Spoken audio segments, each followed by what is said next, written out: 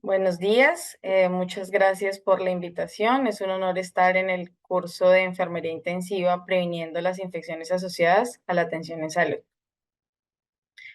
Vamos a empezar con mi tema, soporte respiratorio no invasivo, cánula de alto flujo como una herramienta de uso precoz para mejorar los desenlaces.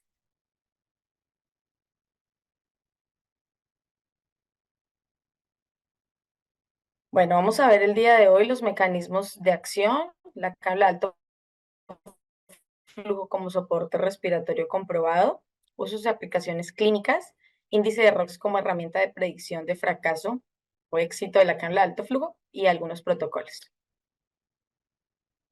Bien, es importante mencionar que la cánula de alto flujo ha venido cambiando la práctica clínica con los años, ¿verdad? Mucho más a partir de la pandemia. Estábamos de pronto muy acostumbrados a que la cánula de alto flujo se usara única y exclusivamente en áreas de cuidado intensivo.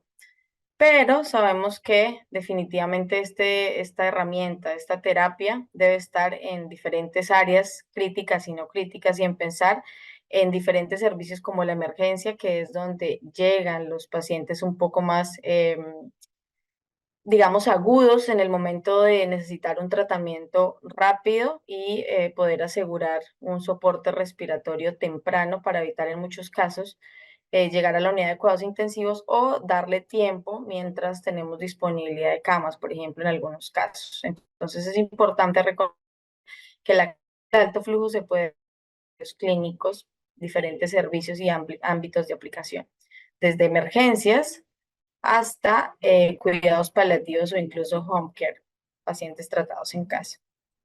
Bien, entonces es importante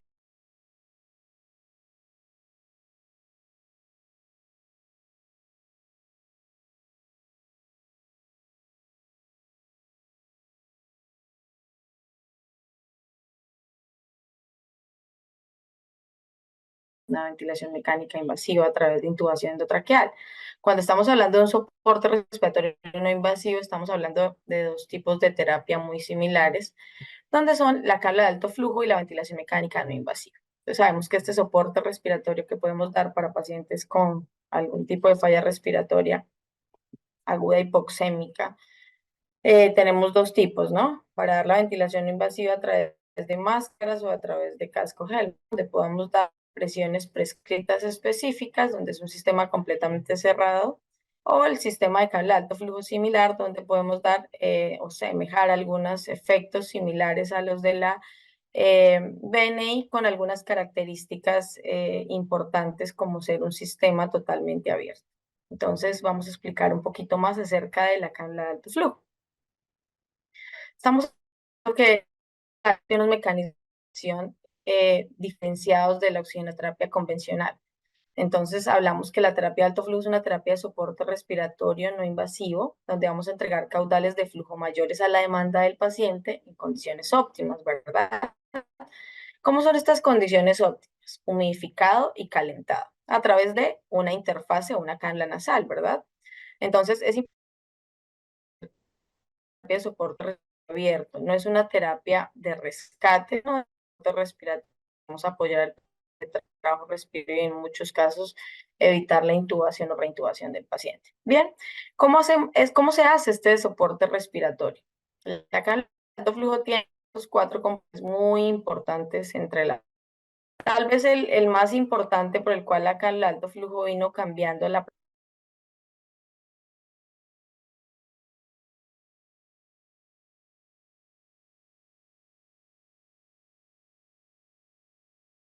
relativamente con cuando estamos dando la hidratación de las vías respiratorias es similar a un sistema de transporte mucociliar activo, donde normalmente estamos entregando un flujo humidificado, calentado, donde normalmente estas secreciones van menos densas, menos adherentes, ¿no? Entonces, esto también entrega el alto flujo, secreciones menos densas, adherentes, mucho más fáciles de expectorar, haciendo que el sistema de transporte mucociliar esté permeable, activo y tengamos una facilidad de generar este intercambio gaseoso a través de este. Cuando estamos hablando del oxígeno suplementario, estamos hablando de que entregamos oxígeno al 100%. de acuerdo a lo que el paciente requiera, de acuerdo a su patología, de acuerdo a la saturación objetiva, pero la tranquilidad del 21%, de acuerdo a la necesidad del paciente. La comodidad y confort del paciente son muy importantes. Si tenemos un paciente cómodo, tranquilo, tolerando esta terapia, recibiendo todos estos mecanismos de acción, probablemente el paciente va a tolerar la terapia durante todo el tiempo que la tenga y o probablemente va a salir mucho más rápido de su enfermedad o lo que lo llevó a la causa de la patología, ¿no? O de la dificultad respiratoria. Entonces, las comodidad son muy importantes. Sabemos que al entregar esta reducción del espacio muerto, estamos hablando que es una disminución de espacio muerto anatómico específico, que va a depender de la cantidad de flujo alto que yo coloque, que el paciente me tolere y de la frecuencia respiratoria que tenga. Entonces, de esto va a depender que se haga un buen clearance o washout de CO2. Cuando estamos hablando de la presión positiva dinámica respiratoria, va a depender también del cálculo. Recordemos que a mayor flujo, mayor presión. Y obviamente también va a depender de la oclusión nasal. Siempre recordar que es una terapia abierta, donde la cánula debe ocluir entre el 50 y el 70-75% de oclusión. El otro porcentaje debe estar descubierto para generar esta reducción del espacio muerto. Entonces, esto es lo que genera ese soporte respiratorio comprobado, ¿verdad?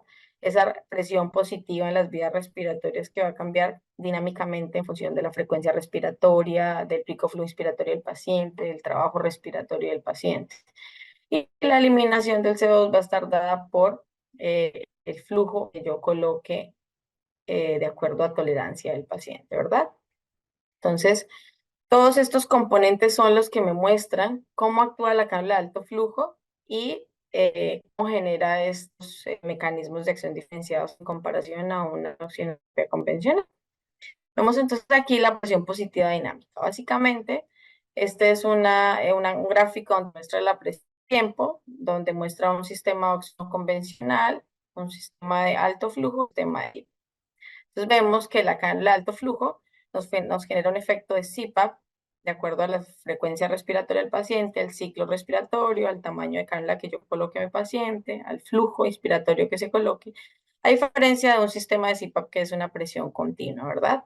Entonces tal vez este sistema es el que genera se genera esta presión dinámica que estoy colocando con el alto flujo. Recordemos que el alto flujo genera aproximadamente por cada 10 litros de flujo 0,5 a 1 centímetro de presión. Estamos hablando que genera aproximadamente de 3 a 6 centímetros de agua de acuerdo al tipo de respiración del paciente. Generalmente cuando el paciente está respirando a boca cerrada se genera un poco más de presión.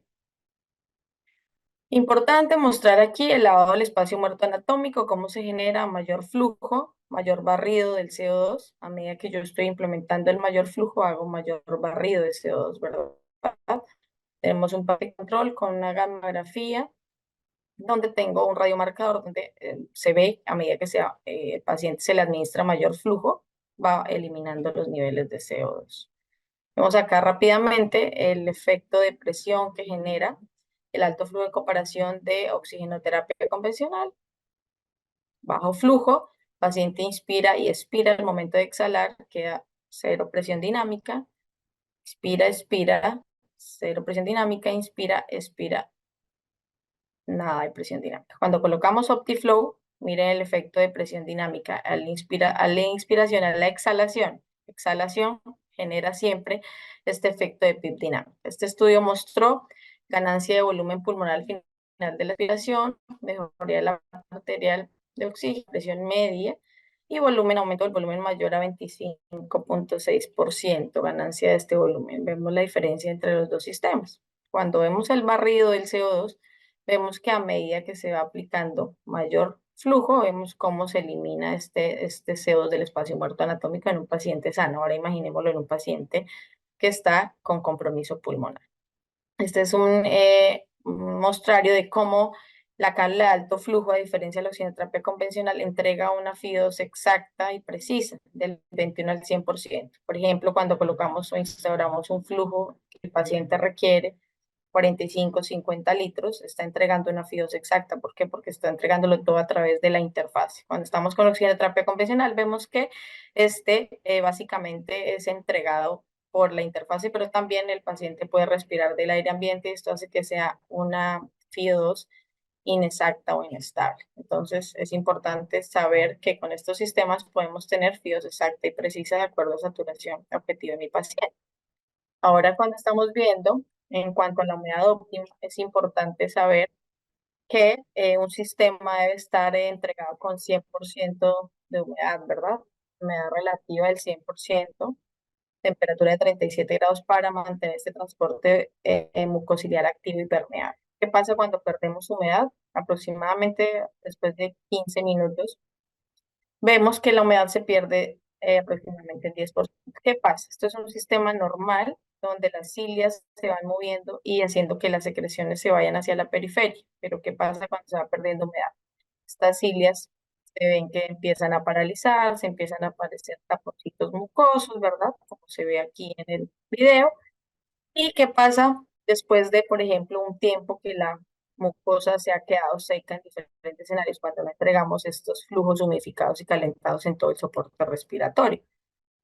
Lo que va a pasar es que se va a secar completamente el epitelio, se van a paralizar las cilias y probablemente van a haber mayor riesgo de atelectasias, de hipoxemias, probablemente riesgos de que el paciente empiece a tener mayor dificultad y no mejore su trabajo respiratorio por secreciones densas y adherentes, ¿verdad? Entonces, bien, tenemos un soporte respiratorio comprobado, dado por una asistencia respiratoria, dada por el lavado del CO2 y la presión positiva dinámica, cosa que no lo hacen los sistemas de oxígeno tradicional, ¿verdad? Oxigenación lo podemos entregar en ambos casos, pero con alto flujo podemos saber precisa y exacta la FIOS que estoy entregando al paciente del 21 al 100, de acuerdo a lo que el paciente requiere. Recuerde que son inversamente proporcionales al flujo que se está entregando al paciente. Humidificación voy a poder entregar similar a lo que sucede en el sistema respiratorio normal, en una vía aérea normal, donde está humidificado, calefaccionado, haciendo que el paciente mejore su trabajo respiratorio, mantenga el sistema de defensa de la vía respiratoria permeable y que mi paciente esté mucho más cómodo y confortable. Generalmente los sistemas de oxígeno tradicional solamente pueden entregar oxigenación y no específicamente precisa y eficaz, ¿verdad? Entonces, aquí tenemos un sistema completamente comprobado con la cábala de alto flujo. Bien, vamos a ver el impacto y los desenlaces de la cábala de alto flujo, ¿verdad?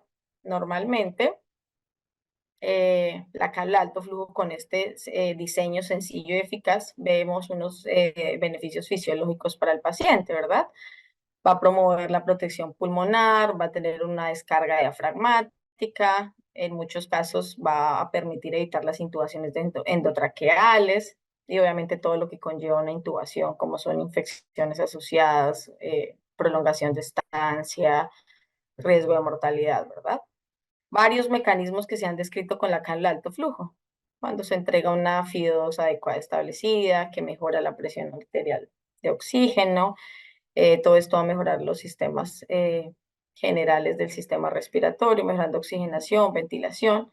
Este efecto de presión dinámica mejora los volúmenes pulmonares, hay mayor eficiencia en el barrido del CO2 de los espacios, del espacio muerto anatómico, mejorando la ventilación minuto, haciendo que todo esto mejore para permitir un adecuado intercambio gaseoso y mejorar el trabajo respiratorio. Todos pueden aumentar comodidad del paciente, a diferencia de la oxigenoterapia convencional, ¿no? Vemos que a veces los pacientes están un poco más incómodos, se retiran la terapia, porque podemos tener máscaras simples, Venturi, donde el paciente va a estar un poco más incómodo. Con la cala de alto flujo está un poco más tranquilo, estable, porque se parece a una convencional, recibiendo efectos similares a mayor presión, mayor barrido de CO2, ¿verdad? Cuando tenemos la presencia de la magnitud de estos efectos, pues van a variar de todos los pacientes. Recuerden que todos los pacientes se tratan de manera diferente, ¿no? Cada paciente se debe individualizar y hacer que el paciente esté cómodo, confortable y que podamos instaurar cada parámetro de acuerdo a su comodidad y confort. Todo esto para mejorar pues ese trabajo respiratorio y evitar ese trabajo respiratorio excesivo que se puede generar. Estos mecanismos finales, ¿cuáles son? Entonces, disminuir ese trabajo respiratorio, disminuir el riesgo de lesión diafragmática, disminuir la presión transpulmonar y riesgo de lesión pulmonar autoinfligida. Cuando podemos tratar de manera temprana y oportuna al paciente, dándole un soporte respiratorio adecuado, haciendo que el paciente se trate de manera temprana, pues muchas veces vamos a evitar que ese paciente tenga que ser invadido por un tubo endotraqueal y un ventilador mecánico, ¿verdad? Porque ya sabemos todo lo que puede generar. Todo esto debe reconocerse, ustedes ya conocen por la experiencia que tuvieron muy posiblemente durante el COVID, que la cánula de alto flujo tiene estos efectos terapéuticos donde cada vez se usan más en diferentes escenarios, ¿verdad? Entonces, vamos a ver cuáles son las indicaciones, uso y aplicaciones. Normalmente los sistemas de oxigenoterapia convencional enriquecen la FIO2, mejoran la saturación, ¿verdad? Pero no van más allá. Cuando tenemos sistemas de soporte respiratorio no invasivo, como es la cánula de alto flujo, la BNI, sabemos que tenemos este potencial mejoría de la FIO2, por ende va a mejorar la oxigenación, la ventilación, el paciente va a estar mucho más estable hemodinámicamente, va a haber una descarga diafragmática, un descanso de ese diafragma para mejorar el consumo energético, consumo de oxígeno, va a mejorar el intercambio gaseoso y, como nos dimos cuenta por esos mecanismos de acción, va a disminuir los niveles de CO2 del espacio muerto anatómico. A medida que esto se va mejorando, disminuyendo, pues puede ser posibilidad de colocarle a pacientes que probablemente a veces no toleran la BNI y que necesitamos otra herramienta antes de evitar intubar a nuestro paciente. Entonces ahora tenemos mayores herramientas disponibles para poder tratar a nuestros pacientes de manera menos invasiva, menos intervencionista y tenemos a un paciente un poco más cómodo, confortable y evitar intubarla, ¿no? Que es el mayor objetivo que tenemos. Bien, ¿cuáles son las recomendaciones? Hay bastante recomendación del uso de cánula de alto flujo en diferentes escenarios clínicos, ¿no?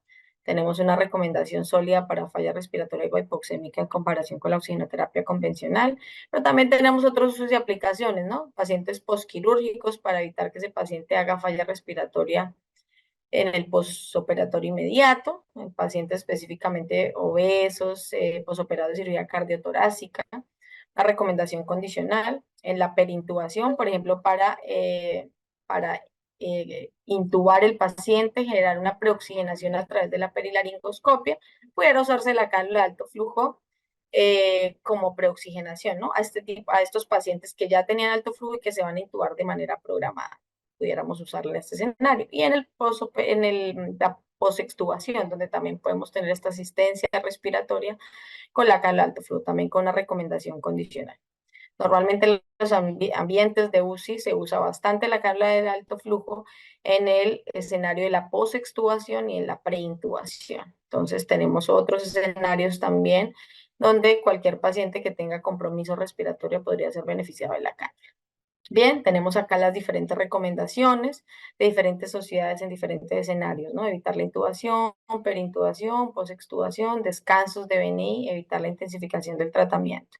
Diferentes sociedades reconocidas a nivel mundial donde recomienda la cánula de alto flujo en diferentes escenarios. Recordemos los beneficios del paciente.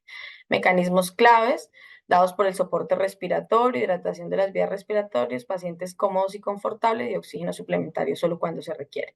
Los resultados fisiológicos, sabemos que todo esto se va a traducir en mejoría de la oxigenación y la ventilación, haciendo que tengamos pacientes mucho más estables a nivel general, ¿no? Mejoría de oxigenación, por ende, hemodinámicamente. Resultados clínicos, disminuir intensificación del tratamiento, disminuir tasas de mortalidad en términos de evitar las intubaciones cuando sea posible, mejorar el alivio de los síntomas y disminuir los días de exacerbación. Posibles beneficios, duración de estancia hospitalaria reducida, disminución del costo de atención y mejoría de atención en el resultado de los pacientes. Esto es importante porque prácticamente esta es la conclusión del uso de cánula de alto flujo en diferentes escenarios, ¿verdad? Entonces, si colocamos de manera temprana y oportuna la terapia de alto flujo para evitar intubar a un paciente, en este paciente que está un poco más comprometido, que está empezando a requerir mayores niveles de FIO2, que probablemente está un poco más polineico, que tiene una PAFI por debajo de 300, probablemente este tipo de pacientes un poco más complejos se van a ver beneficiados del uso de cánula de alto flujo cuando está empezando su dificultad. No dejarlo de última, probablemente después de usar una máscara Venturi, una máscara con reservorio, porque probablemente ya el uso de cánula puede ser tardío. Debemos evitar que el paciente esté fatigado para que tenga mejores resultados. Acá básicamente cómo se monitorea el flujo. Recordemos que los primeros 30 minutos son súper claves para verificar cómo ha mejorado la frecuencia respiratoria, la oxigenación, la disnea, mejoría del trabajo respiratorio. Estos 30 minutos son claves que el personal esté al costado del paciente verificando que está mejorando. Normalmente tenemos este índice de ROX que básicamente nos predice el fracaso de la cánula de alto flujo o en su efecto, si el paciente va mejorando, pues nos va a mostrar el éxito, ¿no? Estos índices básicamente los parámetros que siempre hemos manejado, como son la SAFI, la fracción inspirada de oxígeno y la frecuencia respiratoria. La combinación de estos tres parámetros, dividiendo la saturación y la FIO2 sobre la frecuencia respiratoria, nos van a dar unos valores. Normalmente, el índice de ROX nos muestra éxito cuando está mayor a 4,88. Este se debe tomar en 3 tiempos, a las 2 horas, 6 horas y 12 horas de haber puesto el alto flujo, ¿ya? Normalmente, cuando está por encima de este valor, nos está indicando que el paciente puede ser que esté permitiendo el destete de la FIO2, disminuyendo la frecuencia respiratoria y la saturación se mantenga o mejore, ¿verdad? Si a las 2 horas está por debajo de 2,85, a las 6 horas por debajo de 3,47 y a las 12 horas por debajo de 3,85, nos va a indicar stop, paren por favor y tomemos medidas. Intubemos el paciente porque el paciente probablemente va a ir en fracaso. Aumento de FIO2, frecuencia respiratoria aumentada y probablemente no mejoría de la saturación o empeoramiento. Así que esto, cuando vemos un índice de ROX en estos tiempos, con estos valores o por debajo, hay que tomar decisiones rápidamente. En la zona de monitoreo es básicamente evaluar el paciente y ver si tomamos decisiones o esperamos un poco más. Esta tablita es súper importante para ustedes como profesionales de la salud, mostrando que básicamente a las 2, 6, 12 horas tenemos una semaforización. Si está por debajo de estos valores se considera intubación, si está por encima de 4,88 nos está yendo bien con el paciente y continuamos monitorizando, pero en esa zona gris podemos aumentar el soporte respiratorio, como es el flujo, esperar 30 minutos y verificar ese delta de error. Si empeora, se intuba, si mejora, pues continuamos monitorizando. ¿Listo? ¿Cómo se maneja el flujo? Verifiquemos que de 45 a 60 litros de flujo es donde se alcanzan las metas terapéuticas de oxigenación y ventilación. Por eso es que se recomienda que estos flujos sean mayores a 45 a 60 para generar ese efecto de presión dinámica y barrido del CO2. Ya flujos por debajo nos indican o destete o manejo en pacientes crónicos o en home care para terapia de humedad. Verifiquemos aquí el protocolo de ISAKI, es el primer protocolo a nivel mundial que salió mucho antes de la pandemia, dado para pacientes con falla respiratoria aguda hipoxémica. Si el paciente tiene criterios mediatos o inmediatos de intubación, si tiene criterios inmediatos, intubar si es que el paciente tenía previamente alto flujo y lo vamos a preoxigenar, o si es que el paciente va a iniciar alto flujo, se recomienda FIDO 100%, tasa de flujo de 60, temperatura de 37. Esperamos 1 o 2 horas para hacer monitorización. Se ajustan parámetros que la FIO2 esté dentro del objetivo, la tasa de flujo entre 25 y 30 respiraciones para titular el flujo y la temperatura si el paciente está confortable. Si en esas primeras 1 o 2 horas el paciente no mejora, pues darle una prueba corta de BNI y si no, continuamos alto flujo hasta intentar destetarlo. Recordemos que al destetar se desteta primero la FIO2 y luego el flujo de 5 en 5 hasta terminar en un flujo aproximadamente entre 15 y 25 litros. Si es que el paciente han pasado 2 días y el paciente no mejora, se debe intubar. Pero ahora también pues con el índice de ROX también tenemos muchas más herramientas. Este es el mismo protocolo, básicamente el mismo que acabamos de mencionar, solamente que está un poco eh, más desmenuzado anteriormente. Es el mismo, tenemos diferentes protocolos que lógicamente como la cánula de alto flujo tiene diferentes escenarios de estratificación, ¿no? Como empezar el alto flujo, esperar 30 minutos, si no mejora, ir tomando decisiones aproximadamente en esa primera hora. Y si no, siempre se va a intensificar el tratamiento. Recordemos que alto flujo no retrasa la intubación en ningún momento. Siempre se deben tomar decisiones. El índice de ROX nos ayuda, probablemente índice de HACOR, probablemente estos algoritmos y protocolos que ya a nivel mundial para poderlos acoplar a cada institución. También hay algunos algoritmos para el manejo de alto flujo en escenarios, por ejemplo, de pacientes con EPOC o falla respiratoria tipo 2, ¿verdad? Tomando decisiones, alto flujo, si necesita intubación, usar alto flujo para proxenar, si no tomar decisiones sin necesita alto flujo o BNI específicamente, o tratamiento convencional como terapia integral, si el paciente necesita alto flujo, verificar si se encuentra con un pH entre 7.25 y 7.35, elegir si necesita BNI o alto flujo, o si está por debajo de 7.25, definitivamente verificar la BNI, ¿no? Si es que el paciente definitivamente está tolerando uno de los dos, pues verificar si continuamos el destete, y probablemente si es que necesita nebulización, verificar cómo lo podemos entregar. Ya lo vamos a ver en la diapositiva siguiente. Si el paciente está en BNI y tiene pobre tolerancia, pues usar el alto flujo, como les mencionaba anteriormente. Muchas veces el paciente no tolera la interfaz, se siente incómodo, hay fugas porque no es el tamaño. Pudiéramos intentarle un ratito de tiempo corto, de acuerdo a la expertise del médico, ¿verdad? Básicamente, la otra parte del algoritmo del uso de canal alto flujo, después de una hora, verificar, siempre monitorear si está tolerando o no, hacer un cambio corto, una prueba corta de BNI, si no intubar el paciente, se sigue monitoreando, si el paciente pues definitivamente está mejorando, se continúa el destete de alto flujo hasta poderlo destetar. Eso va a ir independizado de acuerdo a cada paciente, ya lo veremos en el taller próximamente. Básicamente aquí es cuando el paciente requiere inhaloterapia, ¿no? ¿Qué tipo de inhaloterapia? Se prefiere el inhalador a la nebulización porque es mucho más rápido, mucho más fácil, como se pueden dar cuenta acá, lo veremos más adelante del taller. Pero si necesita nebulización, pues se prefiere los sistemas de malla vibratoria, ¿no? Que no necesitan girar la cánula, mucho más fácil y penetra mucho más el medicamento. Entonces, con nebulización perfecto, se coloca y se debe evaluar si el paciente tolera la retirada. Si tolera la retirada, se realiza la nebulización y luego vuelve y se instaura la nebulización, pero si no tolera, pues se recomienda bajar el flujo del alto flujo a la mitad, colocar la nebulización encima y luego reiniciar el flujo convencional. Básicamente, este es todo el escenario de uso de terapia de alto flujo convencional. Resultados esperados: oportunidad de atención en diferentes áreas, no solamente unidades de cuidado intensivo, sino emergencias, áreas de hospitalización y convencionalmente los pacientes de tratamiento en casa. Esto va a ayudar a mejorar los desenlaces clínicos y hay optimización de los recursos del sistema de salud que tenemos disponibles. ¿Tenemos alguna pregunta?